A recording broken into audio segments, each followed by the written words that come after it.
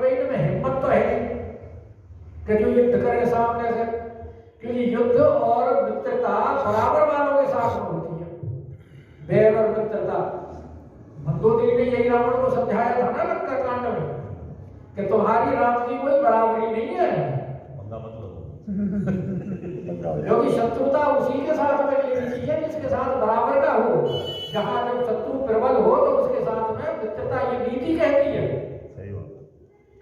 तो रावण भी यही कहना करती है, सन्मुख नहीं करई लड़ाई और देखी सबल पूजाई बराई। हमको सबल देख करके वो भाग जाते हैं, फिर क्या प्रबंध करना चाहिए? क्योंकि भाई इनका एक ही उपाय है कि दिन कर मरण एक विधि होई और केहू बुझाई सुनो अब सोई। अब तो मैं समझा कर कहता हूं, सुनो किस प्रकार से इनका वध होगा। क्या कि देवता सबल किसके द्वारा है? द्विजों के द्वारा। द्विज भोजन, क्योंकि ये ब्राह्मणों के मुख से ही अपना भोजन प्राप्त करते हैं। होम जब करते हैं वो हवन करते हैं, और ब्राह्मणों को भोजन कब मिलता है? जहां यज्ञ होते हो, हवन होते हो या श्राद्ध इत्यादि होते हो, क्योंकि देवताओं को तो हवन से और यज्ञ से मिलता है और पितरों को श्राद्ध से मिलता है। श्राद्ध में ब्राह्मणों को जमाते हैं, नहीं जमाते? बिल्कुल जमाते हैं। इसलिए कहा है कि भोजन हो, तो इसलिए जहां जहां यज्ञ होते हो, जहां जहां हवन होते हो, जहां जहां श्राद्ध होते हो, कि सबके जाई करो तुम बाधा, तुम जाकर के बाधा उत्पन्न करो। तो उससे क्या होगा कि क्षुधाहीन बलहीन सुर और सहज ही विलय आए, तब छाड़ी हूँ हरि भांति अपनाई सियापति राम जय जय राम, मेरे प्रभु राम जय जय राम, करो कल्याण। तहाँ निश्चर घट भारी और ते सब सुरन समर संधारे। लंका में पहले कौन रहता था? रजनीचर रहते थे, निश्चर। और मारा किसने उन्हें? सुरन देवताओं ने युद्ध में। तो लंका तो छीन ली उनसे देवताओं से, लेकिन जो उनके निश्चर मारे गए उनका बदला कौन लेगा? उनका बदला लेना भी तो बाकी है अभी देवताओं से। तो इसलिए वो कह रहा है कि हमारे ये बैरी, क्यों कि इनके ना तो दया है ना धर्म है। तो इसलिए जब शत्रुता होती है तो शत्रुता में शत्रु को छोड़ा नहीं जाता। अगर दया करके छोड़ दिया तो वो फिर बदला लेने के लिए तैयार हो जाता है। देखो ब्याज जो है वो भी कभी नहीं छोड़नी चाहिए, नहीं तो ब्याज पे ब्याज, चक्रवर्ती ब्याज बढ़ करके और वो दुखी करती है। ऐसे ही रोग जो है, रोग को भी छोटा नहीं समझना चाहिए, क्योंकि रोग भी फिर अंदर अंदर बढ़ करके और भयानक रूप धारण कर लेता है। रोग, शत्रु और कर्ज, रोग, शत्रु और कर्ज, इनको कभी छोटा नहीं समझना चाहिए। और यही नीति अपनाते हुए रावण कह रहा है कि हमारे पैरी विभुत बरमुना। और विशेषता क्या है कि ते सन्मुख नहीं करई लड़ाई, वो सन्मुख युद्ध नहीं करते, क्योंकि जब पता लगता है उन्हें कि हमारे ऊपर चढ़ाई हो रही है तो भाग जाते हैं। मेघनाथ के बारे में ऊपर लिखा ही है कि जय न होई रन सन्मुख होई और सुरपुर नितई परावन होई। देवलोक में भगदड़ मची रहती है और यही हाल रावण के जाने पर है क्या? रावण आवत सुनो सकोहा देवन तके मेरु गिरी, सब भाग जाते थे। रावण आ रहा है, रावण आ रहा है, भागो। सुमेरु पर्वत में जाकर गुफाओं में, कंदराओं में छुप सहज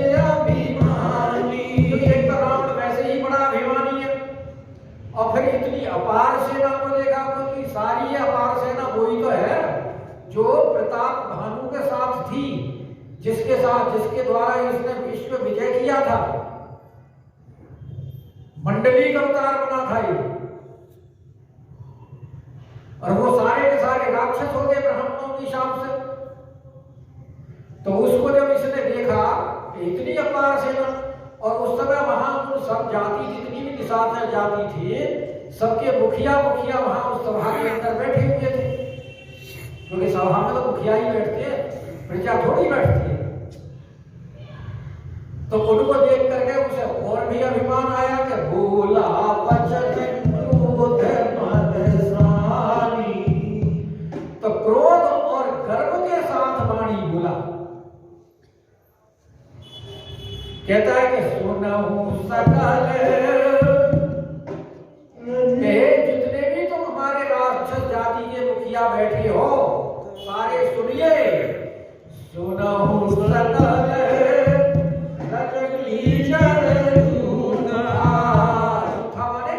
जूथ के मुखिया। तो क्या कहता है कि हमारे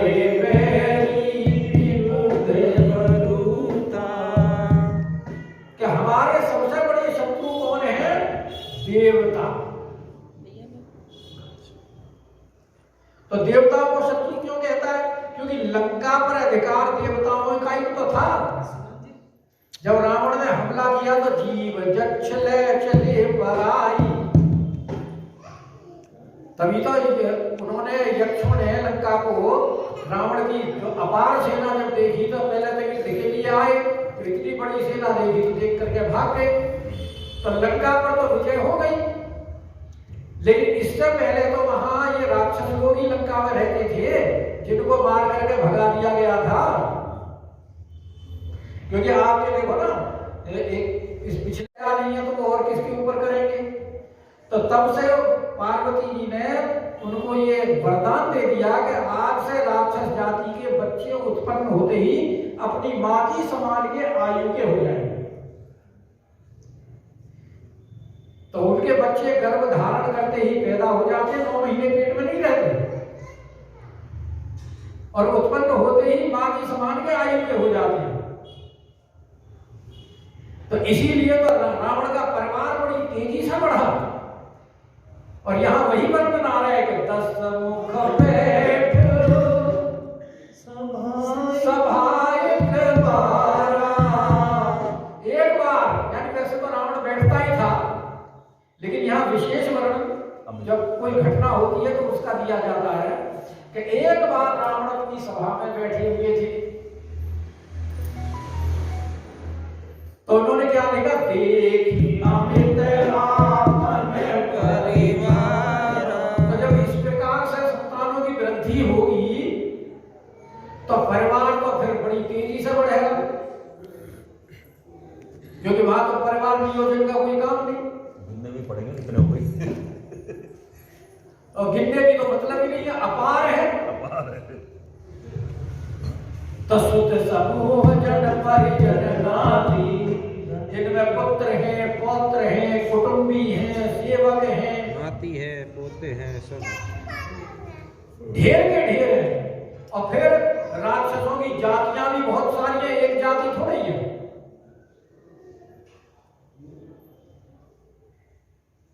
दैत्य हैं, असुर हैं, बहुत सारी जातियां हैं इनकी। दानव हैं, दनु के दानव, दिति के दैत्य, तो ऐसे बहुत सी जातियां हैं इनकी भी। तो इसीलिए कह रहे कि गणे गोपाल निशाचर जाति, तो उनका कोई वर्णन यानी गिनती में वो नहीं आ सकती है। और उन्होंने फिर अपनी ओर से, और आज के समाज में कितने निशाचर हैं?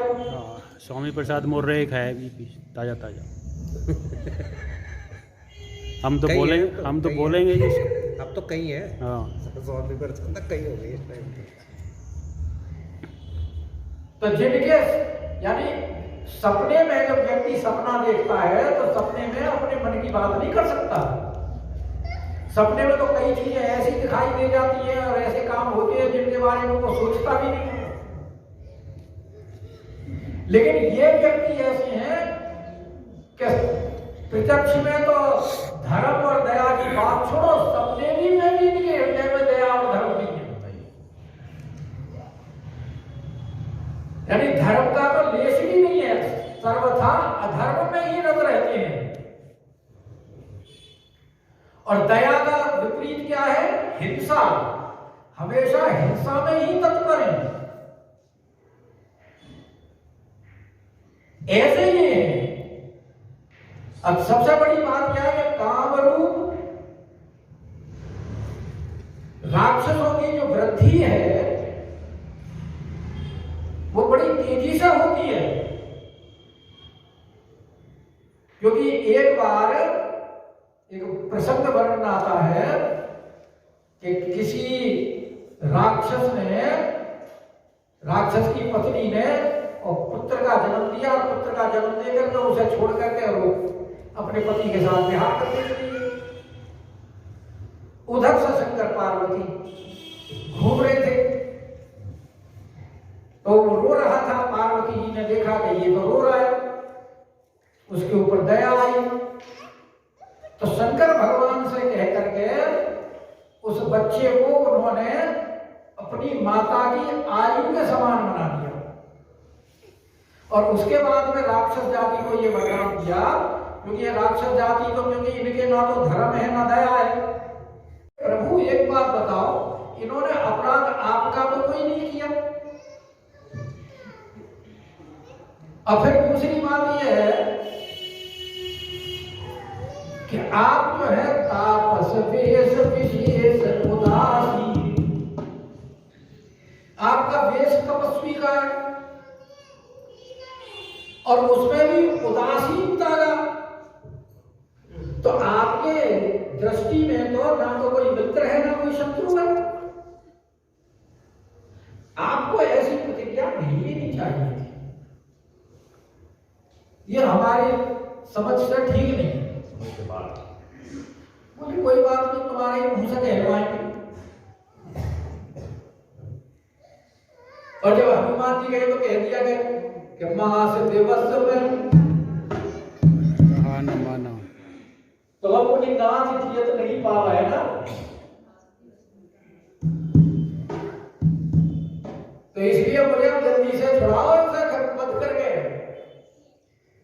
ये योजना सारी भगवान ने इसीलिए ही बनाई कि इन्हीं के मुंह से कहलवा करके मत करवाए। तो ऐसे ये काम रूप है, काम रूप जान ही सब माया। कभी साधु का वेश बन के सीता का हरण करने के लिए चले जाते हैं। और सबसे बड़ी बात क्या है कि सब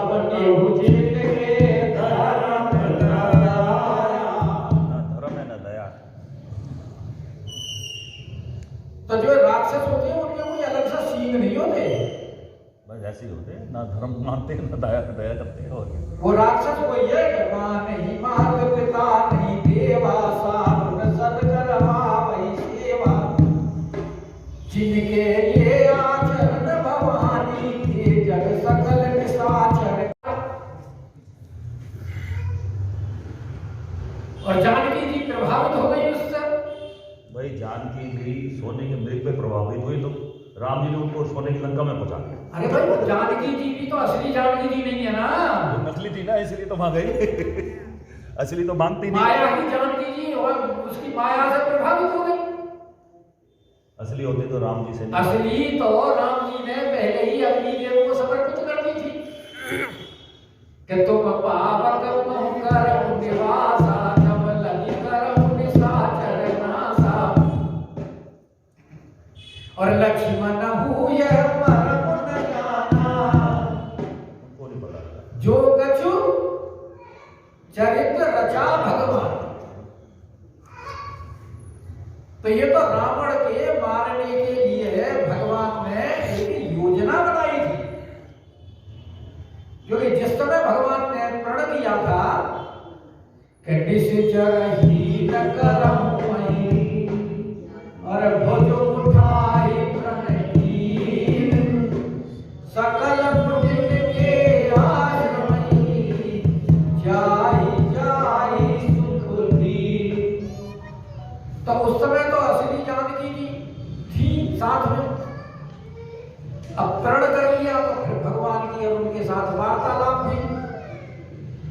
अब वो तो जगत जननी है, और जगत जननी नहीं है तो जब पुत्र कैसा भी हो, पुत्र को पुत्र हो सकता है लेकिन माता कभी को माता नहीं होती। उनकी दृष्टि में तो सब बालक उनकी ममता के अधिकारी हैं। तो